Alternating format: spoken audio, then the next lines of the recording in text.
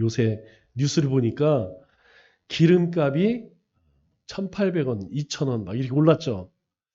저는 기름값이 올라 아직 기름을 넣지 않았는데 보니까 청주도 1,800원 넘는 것 같아요. 제가 지지난주 기름을 넣을 때에 1,600원 정도 넣었던 것 같은데 거의 뭐 한 150원, 200원 오른 것 같아요. 예, 기름이 이제 이렇게 오르니까 이제 정부에서 정유사들에게 담합하지 마라. 백성들이 이렇게 고통을 당하는데 기업들만 배를 불려서 되겠느냐. 이렇게 호통을 치더라고요. 그런데 이거는 약간 접근법이 잘못된 거죠. 왜냐하면 기름값, 이 구성을 보면 세금이 50%고 원가, 원유, 세전이 44%입니다. 그리고 기름의 마진은 6%죠.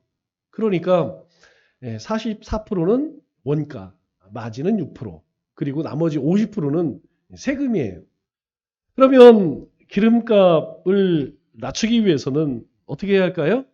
세금을 내리면 됩니다. 10%만 내려주면 180원이 내려가는 것이죠. 2,000원이면 10%만 내려주면 1,800원이 되는 것이죠. 그런데 세금은 안 내리고 6% 되는 이익금, 그것을 낮춰라. 한계가 있죠. 그렇게 해서는 운영이 안 됩니다. 우리가 이런 뉴스를 듣게 되면 좀 화가 나요. 첫째로는 기름값이 올라서 화가 나고 대처하는 방법을 또 알게 되면 화가 나죠. 우리가 누군가를 기분 나쁘게 할 때, 또 상황이 뜻대로 되지 않을 때, 여러분 우리는 어떻게 반응합니까? 화가 나고 불쾌하고, 그래서 하루가 망가지는 경험을 다들 해보셨을 겁니다. 저도요, 그런 경험이 있었어요. 아마 여러분들도 종종 그런 일들이 있는데, 제가 다른 이제 일반 학생들보다 신학기로 좀 늦게 갔죠. 4, 5년 늦게 갔죠. 그러다 보니까 대부분 이제 동기가 같은 학년 이제 이 신학생들이 4, 5살 어려요. 그런데 이제 서로 이제 좀 친하게 지내서 이제 알게 된 그런 학생들이 이렇게 아침에 만나도 인사를 잘 안 해요. 처음에는 좀 당황스럽죠? 당연히 우리가 모르면 몰라도 이제 조금 얼굴 알게 되면 인사를 나누지 않습니까? 아니, 그런데 폰청만척 인사를 안 해. 제가 처음 전도사를 이렇게 나갔는데 이 전도사 때 섬겼던 교회 장로님이 열 몇 분 계셔요. 그런데 희한한 게 뭐냐면 장로님들이 전도사들에게 인사를 잘 안 합니다. 여러분 이런 일을 이렇게 겪게 되면 살짝 기분이 좀 상해요. 기분이 안 좋아요.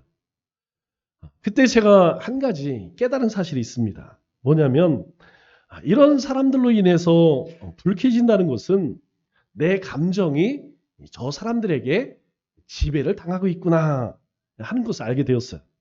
그래서 생각을 좀 바꿨습니다. 그냥 내가 먼저 인사하자. 저 사람들이 받든 안 받든 그냥 내가 먼저 아는 척하고 내가 인사하자.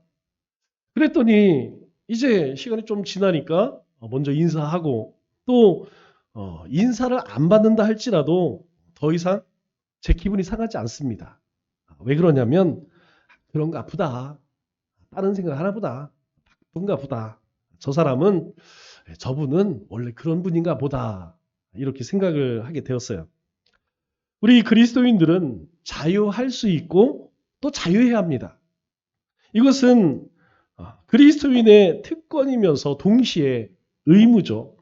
우리의 신앙이 성숙할수록 우리는 점점 다른 사람들, 타인이나 환경의 지배에서 벗어나 자유로운 사람이 되어야 한다는 것이죠. 오늘 본문 말씀에서 사도 바울은 빌립보 교회에 편지를 쓸 때 감옥에 갇혀 있습니다. 자신을 연금시킨 이 로마 감옥 안에서 빌립보 교회에 편지를 쓰고 있죠. 오늘 10절 말씀을 보면 이렇게 말씀을 해요. 내가 주 안에서 크게 기뻐함은. 감옥에 있으면서 사도 바울이 이 빌립보 성도들에게 뭘 얘기하느냐? 내가 주 안에서 크게 기뻐함은 지금 감옥에 있지만 사도 바울은 주님 안에 있다고 그렇게 믿고 있습니다. 자기가 처한 곳이 감옥이지만 그 감옥 안에도 주님이 나와 함께 하신다. 그래서 내가 기쁘다 이거죠. 그래서 기쁜 마음으로 이 빌립보 성도들에게 편지를 씁니다.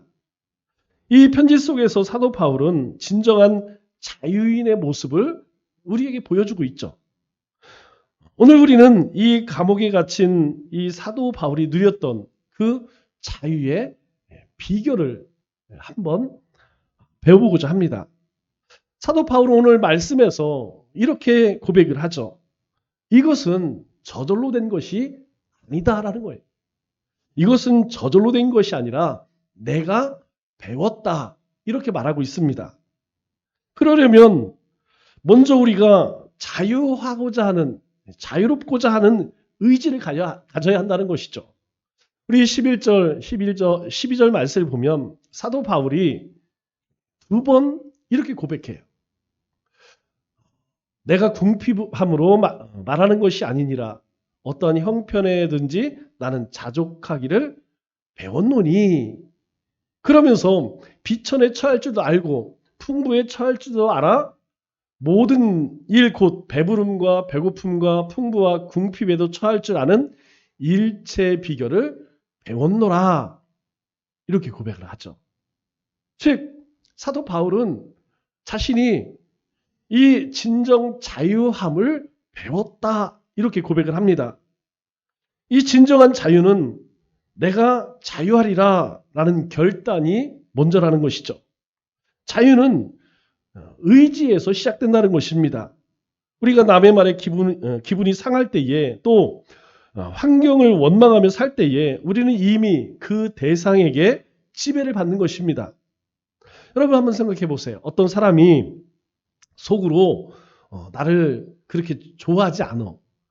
그런데 분명히 나를 좋아하지 않아서 뭔가 좋지 않은 생각을 하고 있는 것 같지만 말하지 않는다면 여러분 내가 기분이 나쁠까요? 그런 것 같아. 나를 상당히 안 좋아하는 것 같아. 뭔가 욕을 하는 것 같아. 그런데 여러분 말하지 않으면 우리는 그렇게 기분 나쁘지 않습니다. 그런데 똑같은 생각을 말로 표현하면 기분이 확 상하죠. 말하지 않으면 저 사람이 그런 것 같은데 추측을 할 수 있어요. 그런데 그것을 말로 들면 그 순간부터는 아주 기분이 상합니다. 여러분 무슨 의미일까요? 내 감정이 상대방의 입술에 의해서 말에 의해서 지배를 받고 있다는 것이죠. 우리가 TV나 유튜브나 신문을 보다가 갑자기 화를 내는 분들이 있어요. 여러분 왜 그럴까요? 바로 그 뉴스에 지배를 당하는 것입니다. 저 사람이 나를 참 열받게. 여러분 그렇게 말하는 사람이 있어요. 꼭 저 사람이 나를 기분 나쁘게 해. 여러분 사실은 남이 나를 화나게 하는 것이 아니라 내가 화를 내는 것이죠. 나는 화를 낼 수도 있고 안 낼 수도 있습니다. 즉, 이 결정의 주체는 바로 나 자신이라는 것이죠. 그러면 우리가 자유하기 위해서는 먼저 이것을 깨달아야 합니다. 내가 지금 이 상황에서 지배를 당하고 있구나. 이 지배에서 내가 빨리 벗어나야겠다라고 하는 결심이 있어야 한다는 것이죠. 무슨 일이 있어도 내가 사람에게 또 환경에게 붙들리지 않겠다라고 하는 그런 의지가 있어야 한다는 것이죠. 이런 결단 없이는 우리가 자유함을 누리기 어렵습니다. 무슨 일이 있더라도 나는 매이지 않겠다. 자유하겠다. 이런 결심이 있어야 우리가 자유함을 누릴 수 있다는 것이죠. 그러면 한번 우리가 생각을 해볼까요? 나를 지배하고 있는 것, 내가 매여 있는 것이 어떤 것인지. 여러분 우리의 삶을 한번 잘 돌아보세요. 내 삶을, 내 마음을 지배하는 것이 무엇인가? 여러분 분명히 있습니다. 어떤 사람에게는 물질일 수도 있죠. 또 어떤 사람에게는 자녀일 수도 있어요. 또 어떤 사람에게는 건강일 수도 있습니다. 여러분, 그것에 한번 매이게 되거나 지배를 당하게 되면 쉽게 벗어나지 못한다는 것이죠. 우리의 삶에 우리를 두렵게 하는 것 또는 우리를 근심케 하고 염려하는 것이 있으면 우리의 마음은 그것에 지배를 받게 됩니다. 그 순간부터 우리는 자유롭지가 못하죠. 항상 그거에 매여서 우리는 두려워하거나 근심하거나 염려할 수밖에 없다는 것입니다. 그렇기 때문에 그렇게 우리를 메고 있는 것, 우리를 붙들고 있는 것, 그것으로부터 내가 자유함을 얻겠다고 하는 결심이 있어야 한다는 것이죠. 두 번째로 우리 자신이 할 수 있는 일을 찾아 행할 때에 우리는 자유를 누릴 수 있습니다. 10절 말씀을 보면 사도 바울이 내가 주 안에서 크게 기뻐함은 너희가 나를 생각하던 것이 이제 다시 싹이 남이니 이런 말을 해요. 여러분 이 말의 의미는 무엇이냐면 사도 바울이 선교를 할 때에 많은 사람의 도움을 받습니다. 그 가운데 하나가 바로 이 빌립보 성도들이 사도 바울이 선교하는 일에 많은 후원을 했어요. 그래서 사도 바울이 이 빌립보 성도들의 사랑을 많이 받게 됩니다. 그런데 이 사도 바울이 정신없이 선교 사역을 감당할 때 그걸 잊게 돼요. 여러분 우리도 그렇죠? 바쁘다 보면 정신이 없다 보면 이렇게 사람을 돌아볼 감사할 시간이 없습니다. 그런데 이 감옥에 갇혀서 가만히 생각해 보니까 그 생각이 나는 거예요. 우리 빌립보 성도들이 여러분 빌립보가 빌립보 황제에게 드려진 도시라는 뜻이죠? 여러분 이곳은 황제 우상 숭배가 굉장히 심했던 곳입니다. 그곳에서 신앙생활을 한다는 것이 쉽지가 않죠. 그럼에도 불구하고 사도 바울을 위해서 그들이 굉장히 많은 연보를 보내고 또 많은 도움을 줬어요. 이 사도 바울이 그것을 생각하면서 편지를 씁니다. 왜? 지금 할 수 있는 것이 그것밖에 없습니다. 그게 최선이에요. 이 로마 감옥에 갇혀 있어서 그들에게 편지를 쓰며 위로를 합니다. 감사도 고맙다. 왜? 할 수 있는 일이 그것밖에 없기 때문에. 우리가 위기 상황에서 내가 할 수 있는 것이 무엇인가 찾아 행동할 수 있어야 한다는 것이죠. 여러분 우리가 만일 갑자기 쓰러졌어요. 어디에 전화해야 할까요? 119에 전화해야 합니다. 또 우리가 강도를 만났어요. 도둑을 만났습니다. 어떻게 해야 할까요? 112에 신고해야 합니다. 염려와 근심이 생겼을 때 당황하고 절망하는 것은 그 문제 속으로 끌려 들어가는 거예요. 그런 상황에 매이게 되는 것이라는 것이죠. 그래서 저는 이런 복잡한 상황에 처하면 백지 한 장을 꺼내서 가운데에 선 하나 쫙 긋습니다. 그리고 왼쪽에는 할 수 있는 것, 내가 할 수 있는 것, 그리고 오른쪽에는 내가 영향을 미칠 수 없는 것, 즉 내가 할 수 없는 것, 이것을 적어봐요. 내가 할 수 있는 것과 할 수 없는 것. 그리고 이 왼쪽에 적은 할 수 있는 것은 실행에 옮기고, 그리고 오른쪽에 적은 내가 할 수 없는 것은 기도 제목으로 삼습니다. 즉 내가 할 것과 하나님이 해주셔야 할 것을 먼저 구분한다는 것이죠. 여러분 신앙생활에서는 이게 참 중요합니다. 우리가 모든 것을 다 할 수 있느냐? 결국 그럴 수 없죠. 그러면 우리가 다 할 수 없느냐? 그것도 아닙니다. 다 할 수도 없고 다 하지도 못해요. 그렇기 때문에 할 수 있는 것과 내가 할 수 없는 것, 이것을 빨리 구분하는 것이 중요하다는 것이죠. 내가 할 수 없는 것들을 붙들고 근심하고 염려하고 두려워하는 것은 시간 낭비이고 에너지 낭비입니다. 대신 내가 할 수 있는 것에 집중하고 할 수 없는 것은 어떻게 해야 할까요? 하나님께 맡기는 것입니다. 내가 할 수 있는 것은 내가 열심을 다해 감당해야죠. 할 수 없는 것은 하나님께 맡기는 것. 이것이 자유함이라는 것이죠. 예를 들어서 종종 어떤 분들이 저 때문에 시험 들었다. 이런 분들이 종종 있어요. 또 섭섭해 하시는 분들도 종종 있습니다. 그런 분들이 있다고 느껴질 때에 저는 제가 직접 연락을 해요. 만납니다. 두 가지 목적이 있죠. 첫째는 제가 잘못한 것이 있다면 사과하고 고치기 위함입니다. 여러분, 사람은 그래요. 자기 관점에서는 다 옳아요. 그러나 다른 입장에서는 다릅니다. 내가 아무리 옳다라고 행동했다 할지라도, 또 그렇게 말했다 할지라도 상대방이 그렇게 듣지 않으면 이거 오해가 생기는 거예요. 그래서 상대방의 이야기를 듣고 그런 것이 문제였구나. 그러면 미안합니다. 그리고 그것을 바꿔야겠죠. 또 한 가지는 오해가 있으면 풀어야 됩니다. 이 오해라는 게 참 무서워요. 이 오해가 결국 갈등을 만들죠. 이 갈등은요, 결국 서로 등지게 만들어요. 이 오해를 빨리 풀으면 큰 문제가 되지 않습니다. 그런데 나는 잘못한 게 없어. 나는 떳떳해. 여러분, 모든 사람들이 다 그렇게 생각하죠. 그런데 그 오해가 시간이 지나면 풀려질까요? 그렇습니다. 이상하게 이 오해는요, 시간이 지나면 꼬여요. 그리고 마음을 상하게 합니다. 누군가에게 손 내미는 것, 여러분 자존심 상할 일일까요? 아닙니다. 여러분, 그렇게 생각하지 마세요. 그리스도인이 누군가에게 고개를 숙이고 미안하다고 이야기하는 것, 잘못했다고 이야기하는 것, 그것은 자존심 상하는 일이 전혀 아니라는 것입니다. 그것은 하나님이 주시는 마음이에요. 왜?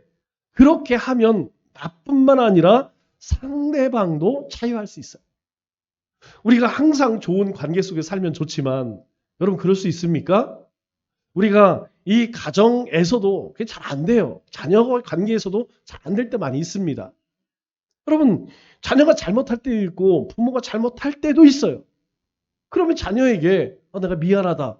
여러분, 이것이 크게 자존심 상할 일인가요? 아니죠. 먼저 이야기하면 내가 자유를 얻고 그리고 상대방도 자유를 얻게 된다는 것이. 우리가 살아가는 모든 인과관계는 그렇습니다. 제일 안 좋은 것은 상황에 끌려가는 거예요. 자, 문제가 생겼습니다. 그럼 모른 척하면 해결될까요? 아니라는 것이죠. 그럼 상대방이 막 화를 나고 막 뒤에서 내 이야기를 하고 다니고, 여러분, 그 문제가 저절로 해결될까요? 그렇지 않다는 것이죠. 이러한 것들은 전부 상황에 끌려가는 것이에요. 그렇기 때문에 내가 할 수 있는 것을 먼저 찾아서 행동할 수 있어야 하는 것이죠. 그리고 할 수 없는 것은 기도 제목으로 하나님께 맡겨야 합니다. 왜 그러냐면 우리가 다 할 수 있는 능력이 우리에게 없어요. 여러분, 어떻게 우리가 다른 사람의 마음을 바꿀 수 있겠습니까?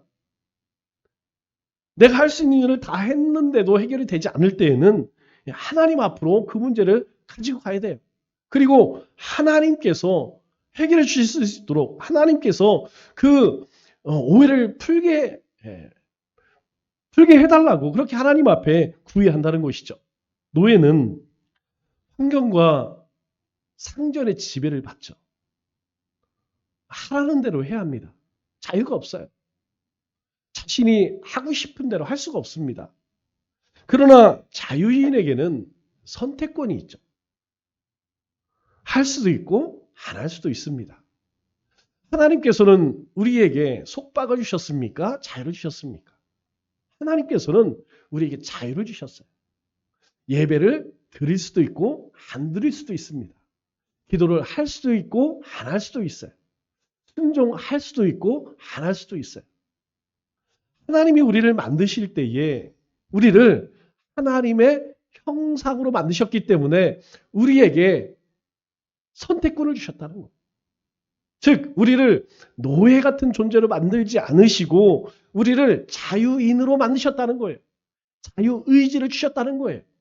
그래서 우리 스스로 깨닫게 하시고 하나님을 선택하도록 하나님 말씀을 쫓아 순종할 수 있도록 그렇게 하나님 우리를 지으셨습니다. 그런데 우리 외적인 조건 가운데에서 우리가 바꿀 수 있는 것이 여러분 많이 있습니까? 없어요. 우리가 바꿀 수 없는 것이 훨씬 많다는 것이, 나라 전체가, 사실 나라 전체가 아니죠. 전 세계가 불공기라면 개인의 힘으로 그걸 막을 수 있을까요? 여러분, 지금 저 이란에서 일어나고 있는 전쟁, 저 러시아에서 일어나고 있는 전쟁, 야, 우리가 좀 나서서 막자. 막아집니까? 안 막아죠. 막을 수가 없습니다. 계속 당분간 기름값 떨어지지 않겠죠. 여러분, 우리가 그 문제를 해결할 수 있나요? 없어요. 우리가 뭐 기름이 나는 것도 아니고 수입해와야 하기 때문에 여러분, 쉽게 이것은 해결할 수 없습니다. 또 다른 사람의 감정도 내 영향권 밖에 있다는 거예요. 사람의 마음을 여러분 어떻게 바꿉니까?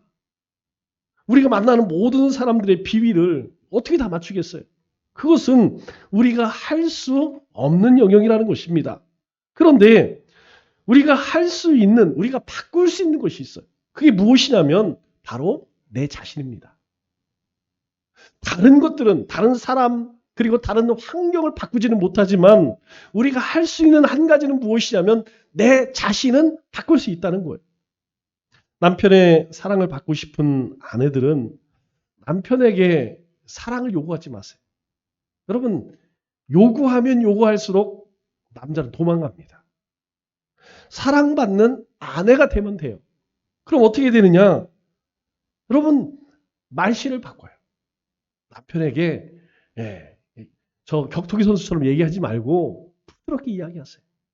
그리고 화장도 좀 하고 밖에 나갈 때만 하지 말고 집에 있을 때 좀 이쁘게 좀 하고, 그리고 음식도 좀 맛있게 하고, 할 수만 있다면 좀 향수도 좀 뿌리고, 옷도 좀 신경 써 입고.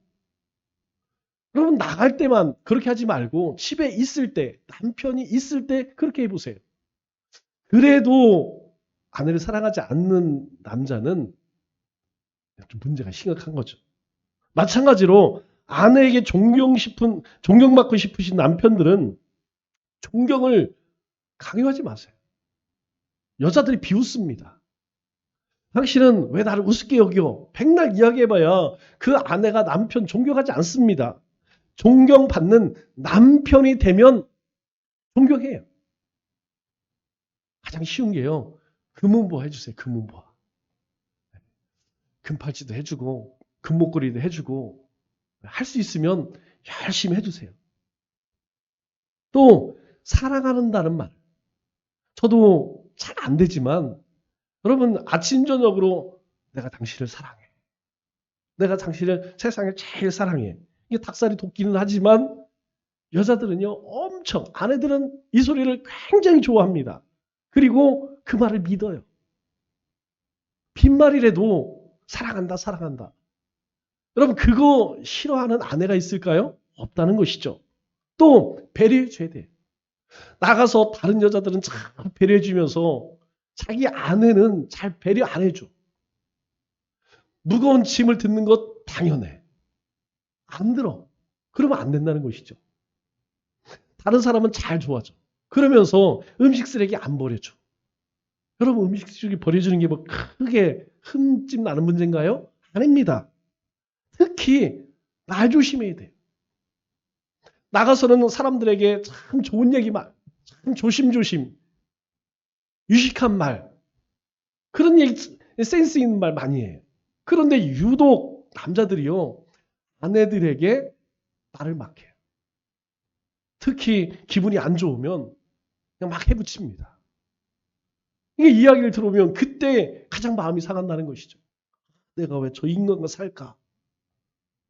내가 아내로부터 존경받고 싶으면 여러분, 말 조심해야 합니다. 또 세상에서 차별받는다고 생각하시는 분들이 있어요. 여러분, 사회를 원망하지 마시고 실력을 쌓으세요. 세상에서 내가 왜 이렇게 무시를 당하지? 사람들이 나를 왜 이렇게 업신여기지? 여러분, 그런 마음이 들면 실력을 쌓으세요. 여러분, 실력이 이깁니다. 세상은요, 실력이 이겨요. 사회는 내가 아무리 원망해도 변할까요? 안 변합니다. 여러분들이 만나는 사람들에게 여러분들이 일하고 있는 그곳에서 변하라, 변하라. 여러분 매일 이야기해 보세요. 안 변합니다. 그것은 내가 바꿀 수 있는 것이 아닙니다.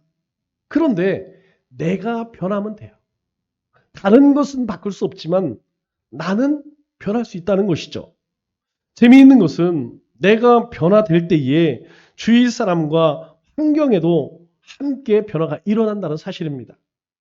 우리 갈라디아서 5장 22절 이하의 말씀을 보면 우리가 잘 알고 있는 성령의 9가지 열매에 대해서 말씀하고 있죠. 오직 성령의 열매는 사랑과 희락과 화평과 오래 참음과 자비와 양성과 충성과 온유와 절제니 이 같은 것을 금할 법이 없다라고 말씀해요. 우리가 성령 충만한 삶을 살게 되면 우리의 삶에 이런 열매들이 나타난다는 것이죠. 우리의 삶에 이런 성령의 열매가 맺혀지면 주위 사람들과 환경이 바뀌어집니다. 이상하죠? 내가 바뀌어지면 내 주변의 환경이 바뀌어지고 내 주위 사람들이 바뀌어져요. 여러분, 내가 사람들에게 까다롭게 대하고 내가 사람들에게 힘들게 대하면 내 환경도 점점 어려워지고 주위 사람들은 더더욱 힘들어진다는 것이죠. 까다로운 사람에게 친절하게 대할 때에 또 어려운 환경 가운데에서 내가 기뻐할 때에 그때 우리는 이 이웃과 환경의 지배에서 벗어나 진정한 자유를 얻게 된다는 것입니다. 그런데 솔직하게 말씀드리면 성령의 인도함을 받지 않은 사람에게는 사실 이것은 불가능해요. 우리가 술과 마약과 노름에 중독된 사람이 그 끊기 위해서 어떻게 해요? 손가락 잘라낸다고 하죠. 손가락을 잘라 맹세해도 벗어나지 못하는 것과 똑같다는 것이죠. 바뀌어야 한다는 거 압니다. 그리고 방법도 압니다. 하지만 실천할 능력이 있을까요? 없다는 것이죠. 내가 이렇게 바뀌어야지. 내가 이렇게 바꿔야겠다. 여러분, 그것을 절실하게 깨닫고 그렇게 바꾸려고 해도 우리에게는 본질적으로 바꿀 능력이 없다는 것이죠. 그런데요, 예수님을 주인으로 모신 사람에게는 하나님의 영, 이 성령님께서 함께 하십니다. 주님이 우리 안에서 능력을 주신다는 거예요. 우리를 변화시킬 수 있는 능력을 성령님께서 우리에게 주신다는 거예요. 13절 말씀을 보면 이렇게 말씀합니다. 내게 능력 주시는 자 안에서 내가 모든 것을 할 수 있느니라. 내게 능력 주신 자는 누굽니까? 주님이세요. 그 능력 주시는 자 안에 있으면 우리가 못할 것이 없다. 우리가 모든 것을 할 수 있다. 이렇게 말씀합니다. 여러분, 이 말씀은 무엇이든지 내가 다 이룰 수 있다. 만능 선언이 아니라는 것이. 문맥을 보면 뭘 말씀하느냐? 가난에도 거할 수 있고 풍요에도 거할 수 있는 능력. 즉 어떤 여건 속에서도 자유할 수 있는 능력을 주신다는 그런 고백입니다. 이것이 예수님께서 우리에게 주시고자 한 것이에요. 예수님께서 우리에게 주시고자 하는 것은 너희가 어떤 상황에 있든 그것에 매이지 않는 자유함을 우리에게 주셨다는 것이죠. 환경에 흔들리지 않고 사람에게 지배받지 않고 어떤 상황에도 편안하고 자유로운 삶을 우리에게 선물로 주시려고 우리 주님께서 이런 말씀을 주십니다. 말씀을 맺겠습니다. 하나님께서는 누리고 즐기라고 우리에게 삶을 선물로 주셨습니다. 염려와 분노로 낭비하라고 주신 것이 아니라는 것이죠. 하나님이 주신 아름다운 삶을 행복하게 살기 위해서 우리는 주 안에서 자유해야 합니다. 올 한 해도 사도 바울의 고백과 같이 비천에 처할 줄도 알고 풍부에 처할 줄도 아는 일체의 비결을 배우는 우리 믿음의 권속들 되시기를 주님의 이름으로 축원합니다.